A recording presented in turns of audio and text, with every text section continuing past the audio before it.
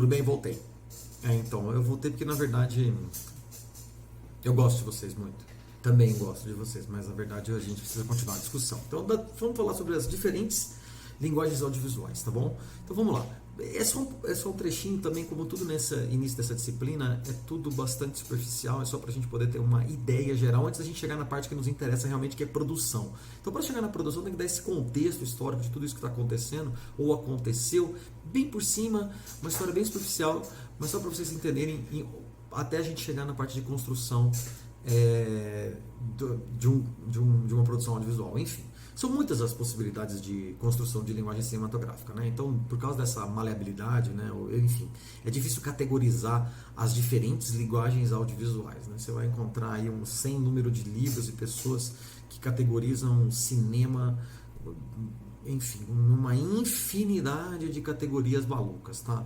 Então, assim, você vai... Hoje é muito difícil, é muita coisa híbrida, até nas premiações isso fica bastante estranho.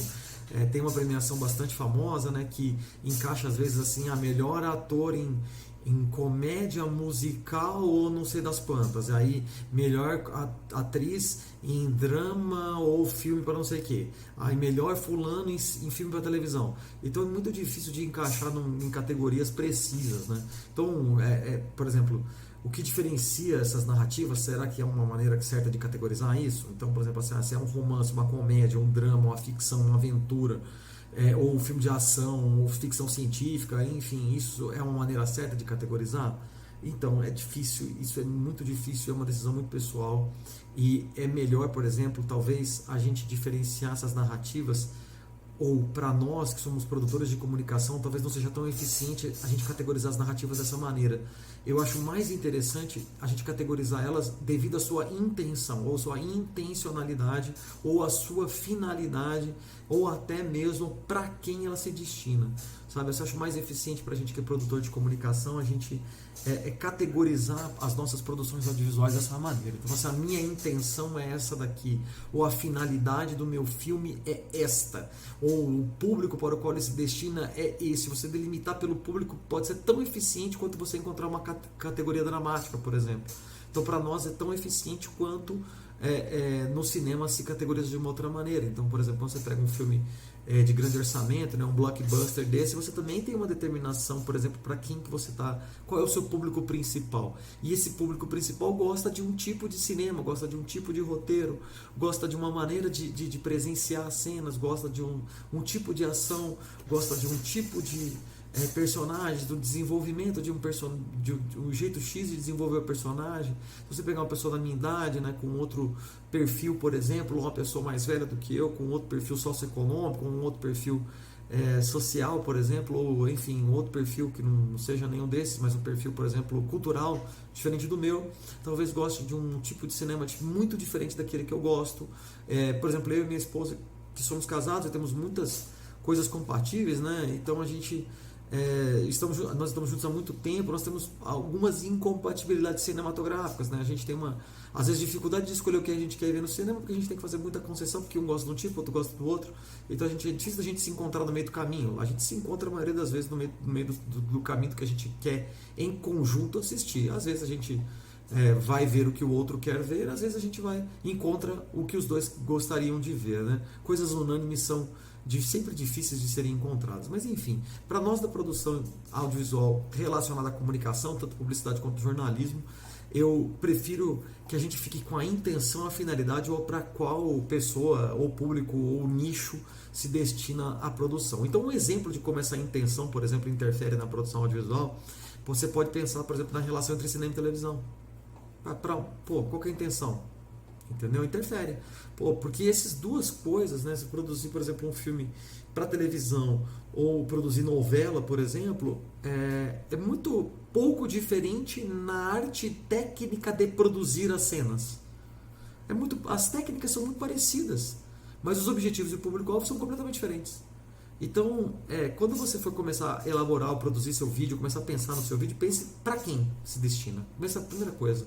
Para quem se destina e onde ele vai ser transmitido, sabe? Na tela de computador, no espaço aberto, numa sala de cinema, uma sala escura, num ambiente um pouco mais claro, porque isso interfere. Tudo isso interfere. Todas essas situações implicam, por exemplo, em formas de como, por exemplo, você lida com o roteiro, você lida com o tempo, você lida com a construção de personagem. Então não é tão simples assim. E até a sua expressão narrativa, né? Eu quero que a minha narrativa seja desenvolvida de uma certa forma, porque as implicações são diversas dependendo do tipo ou como você quer transferir essa linguagem do audiovisual. Então, como televisão e cinema, outras linguagens acabam compartilhando técnicas. Tá? Então, o cinema e televisão compartilham técnicas. Então, o Doc Comparato, que é um baita autor, né? E tem um livrão desse tamanho, se chama Da Criação ao Roteiro. Ele cita alguns exemplos, por exemplo, de roteiros possíveis para a construção de diferentes linguagens audiovisuais. Todas são linguagens audiovisuais, tá bom? Mas, por exemplo, espetáculo infantil. É uma linguagem audiovisual, não pode não ser cinema, pode não ser nada disso, mas é uma linguagem audiovisual. Show, musical, fotonovela, rádio, humor, né? Então sitcom de humor, né? Por exemplo, essas séries de humor, enfim, esporte, clipe musical, publicidade, né? Propaganda, publicidade, jornalismo, todas essas coisas têm as suas diferentes construções e diferentes linguagens adequadas, são mais adequadas cada uma dentro do seu nicho, mas elas são todas linguagens do audiovisual. Então, desses exemplos, eu quero salientar aqueles que ajudam nós, comunicadores, na elaboração de um projeto final de vídeo. Então, por exemplo, se eu ficar me atendo a detalhes aqui de linguagens que vocês não vão utilizar, eu vou acabar perdendo tempo de vocês, investindo numa coisa que talvez vocês usem pouco. Então eu prefiro que a gente construa, né, ou pense a partir de uma produção audiovisual direcionada para aquilo que vocês pretendem fazer de trabalho o resto da vida, né? Então, um roteiro de cinema, um roteiro cinematográfico, ele pode ser feito a partir de uma adaptação de alguma coisa. E uma propaganda também pode. Então, por exemplo, existe, por exemplo, um filme conhecido, uma estética de filme conhecida. Eu posso adaptar um roteiro de propaganda pensando nisso, pensando no formato, pensando que isso traduz para uma linguagem apropriada. Então, a mesma coisa no jornalismo. Então, por exemplo, eu quero usar a estética, enfim, para citar um exemplo de um programa mais antigo, né? Aí eu quero usar a estética de câmera nervosa que usava o Profissão Repórter. Ou então, não, eu quero utilizar alguma coisa do jornalismo gonzo, né, que é o jornalismo que a pessoa está inserida dentro do contexto, em primeira pessoa. Eu quero utilizar a estética do smartphone nas minhas produções jornalísticas. Todas essas decisões são decisões que precisam ser baseadas em alguma coisa. E, geralmente elas estão baseadas ou no público ou na maneira como você quer construir o seu roteiro. Mesmo que essa obra possa, qualquer coisa que você quiser fazer que tem diálogo e cena, o desafio está na construção disso, sabe? Tá? Como você vai traduzir aquilo que você quer falar para a linguagem do audiovisual que a gente tem aqui na frente. Então, a adaptação ela tem que ser refletida, né? Você não pode pensar também que tudo pode ser adaptado. Tem coisa que não dá para ser adaptada. Tem coisa que não é feito para isso. Às vezes você constrói uma coisa para texto e aquilo não pode ser adaptado para vídeo. Então, tem matérias que acabam sendo assim na universidade, né? Você tem uma matéria que é absolutamente bastante teórica e você não consegue criar uma construção prática em cima disso, porque aquela matéria não pede isso. E você tem o contrário, às vezes, em outras disciplinas.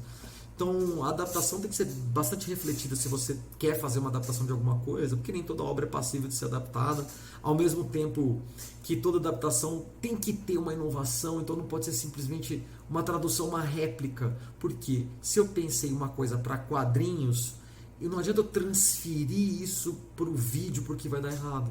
Porque uma coisa é pensar para quadrinho, roteirizar para quadrinho. Outra coisa é você roteirizar para televisão, cinema e assim sucessivamente. Então não dá para simplesmente traduzir uma coisa do outro lado, Ctrl+C, Ctrl+V do outro lado, que isso não vai funcionar. Então, uma das maneiras, por exemplo, que a gente tem de fazer essa transição, né, de fatos, por exemplo, são através dos documentários, né, de contar histórias verdadeiras, são através dos documentários, que o objetivo dele é esse, né, construir um conteúdo audiovisual a partir de uma verdade ou de um conhecimento, de uma verdade acerca de um conhecimento ou de um fato real. Mas uma coisa que se perde num documentário real, é que precisa nesse documentário ter um tom imparcial na exposição do tema. Sabe? Se você já tiver interpretação pessoal em cima disso, deixa de ser documentário, você já vai estar fazendo a interpretação, você já vai estar tirando o arbítrio do seu público dele interpretar. Então já é um pouquinho mais híbrido, né? Eu já estou propondo um documentário um pouco mais híbrido, porque ele tem um pouco de ficção. Da onde que está a ficção? A ficção está naquilo que você não se ateve aos fatos e você se ateve a uma elaboração pessoal. Então, ainda que seja pessoal e ela possa ser verdade, ela não deve ser interpretada dessa maneira, porque ela é pessoal e não é um fato. Tudo que é pessoal não é fato.